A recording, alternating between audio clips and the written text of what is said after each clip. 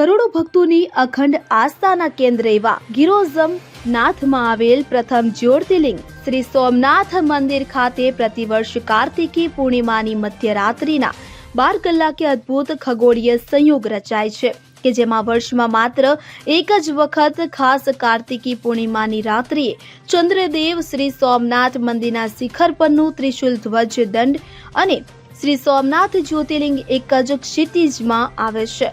માનવામાં આવે છે કે જે સ્થાન પર ચંદ્રદેવને ક્ષય રોગમાંથી શિવજીએ મુક્તિ આપી હતી તે જ સ્થાન પર શ્રી સોમનાથ મહાદેવનો અભિષેક કરવા માટે પ્રતિવર્ષ કાર્તિકી પૂર્ણિમાની રાત્રિએ ચંદ્ર પોતે પધારે છે અને પોતાની પ્રભા એટલે કે પોતાની શીતળ ચાંદનીથી શ્રી સોમનાથ મહાદેવનો અભિષેક કરે છે। આ સંયોગને ભક્તો અમૃત વર્ષા યુગ તરીકે ઓળખે છે કારણ કે ભક્તોને પ્રબળ શ્રદ્ધા છે કે જ્યારે ચંદ્રદેવ પોતાના નાથ સોમનાથ મહાદેવને પોતાની પ્રભા એટલે કે પ્રકાશથી અભિષેક કરવા પધારે છે ત્યારે આ અમૃત વર્ષાના દર્શન કરનાર દરેક ભક્તની તમામ મનોકામનાઓ પૂર્ણ થાય છે અને ચંદ્રદેવની જેમ ભક્તોની પણ તમામ સમસ્યાઓ સોમનાથ મહાદેવ દૂર કરે છે। અમૃત વર્ષા યોગના દર્શન કરવા દેશ વિદેશમાંથી શ્રદ્ધાળુઓ સોમનાથ પહોંચ્યા હતા। ભક્તોએ પોતાના અને પરિવારના કલ્યાણની સાથે વિશ્વના કલ્યાણની સોમનાથ મહાદેવને પ્રાર્થના કરી હતી।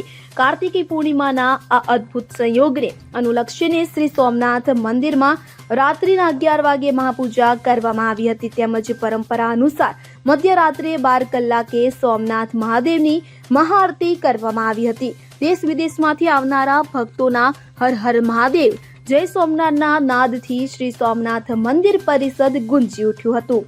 મારું નામ કૃણાલ રાવલ છે। હું રાજુલાથી આવું છું।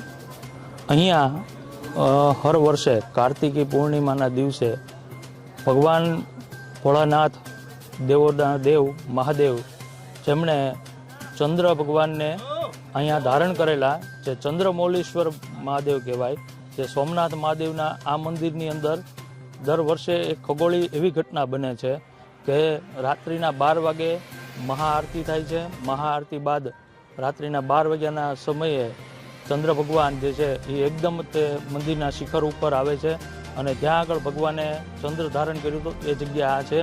આજના દિવસે ઘણી બધી સંખ્યામાં લોકો અહીંયા આવે છે અને દર્શનનો લાભ લે છે।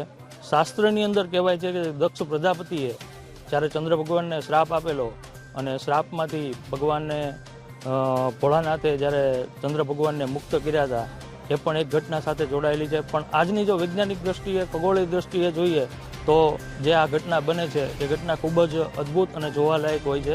લોકો હજારોની સંખ્યામાં આવી અને અહીંયા દર્શનનો લાભ લેતા હોય છે।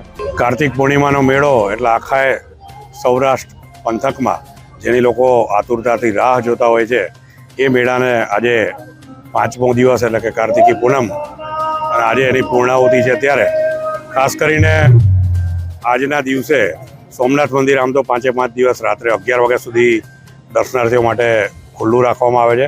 ખાસ કરીને જ્યારે આજે કાર્તિક પૂર્ણિમા છે ત્યારે રાત્રે 12 વાગે ભગવાનની મહાઆરતી થાય અને એ જ સમયે એક અદ્ભુત નજારો એટલે કે રાત્રે 12 વાગે બરાબર ચંદ્રમા મંદિરના બરાબર શિખર ઉપર એના દર્શન થાય છે।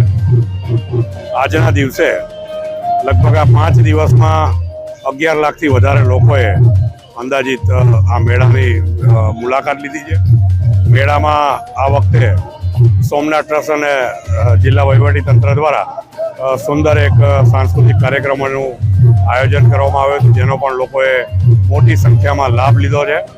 ત્યારે આ મેળાનું આકર્ષણ એટલે કે જેલના કેદીઓના ભજીયા, સરકારનું જે ઇન્ડેક્સ સી વિભાગ છે એના સ્ટોલ તેમજ અનેક સેલ્ફી પોઈન્ટ અને મેળામાં અનેક અવનવી આઇટમો સ્ટોલ ખાણીપીણીના એની લોકોએ મોજ લીધી છે।